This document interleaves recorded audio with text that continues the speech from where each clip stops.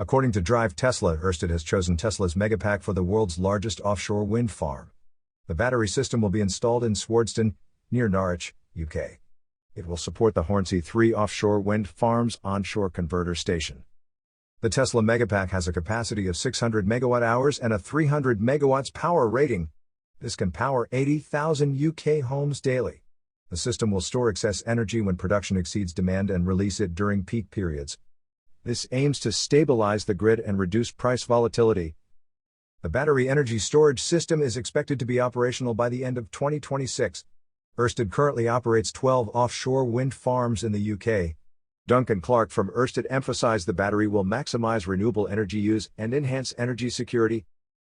Snyder from Tesla highlighted the project's role in enhancing grid stability and enabling more renewables.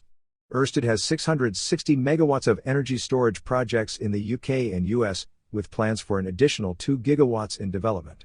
You are listening to Yuan News.